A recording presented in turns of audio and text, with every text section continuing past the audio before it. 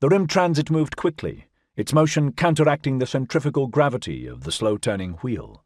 Talia sat next to Spava, brooding. "It isn't fair," she said. "What isn't?" "All those people stuck here by accident, the people who just happened to be visiting." "Sometimes the only workable solution isn't a fair one." "But cut off from the glitter band, from Yellowstone, from friends and family, from abstraction, from their medical programs. Some of them could actually die in here before the lockdown's over." "Then they should have thought about that before. If you don't like the idea of being caught in a lockdown, do the homework on your habitat." "That's a very callous outlook." "They screwed with democracy. I'm not going to lose much sleep when democracy screws them back." Talia felt her weight returning as they neared their destination and the transit slowed. The two prefects disembarked into another cavern, smaller and brighter than the first. This time the floor was an expanse of interlocking black and white tiles, polished to a luxurious gleam.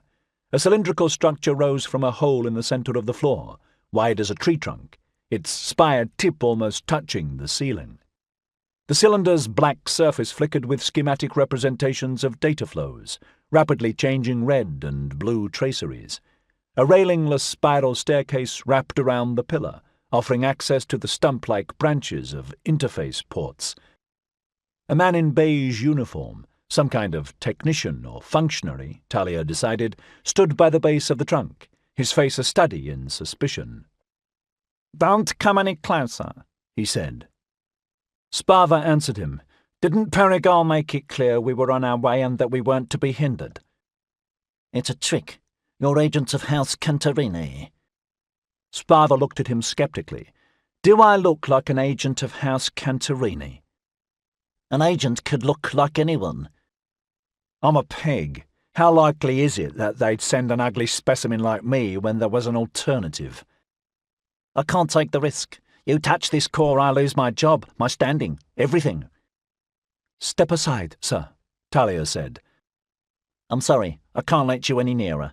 The man opened his hand to reveal a matte silver device cuffed to his palm, inset with a red firing stud.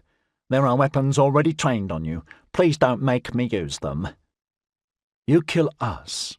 Panoply will just send more prefects," Spava said. Talia's skin prickled. She could feel the scrutiny of those hidden weapons, ready to wipe her out of existence at the twitch of the man's thumb. "I won't kill you if you turn and leave." "We'll leave when we have the evidence." Spava's hand moved to his belt. He unclipped the handle of his whip hound and flicked it to deploy the filament. It cracked as it spun out to its maximum extension, lashing the floor. "He's right," Talia said, fighting to keep the tremor from her voice. "We're Panoply." "Please." The man's thumb caressed the firing stud. "I'll do what needs to be done to protect the core." Spava released the whip hound. The handle remained at waist height, supported by the coiled extremity of its stiffened filament. It swayed from side to side with the questioning motion of a snake. Then it curled around and aimed itself at the man. A bright red dot appeared on his Adam's apple. "I need you to answer a question for me," Spava said. "How attached are you to your fingers?"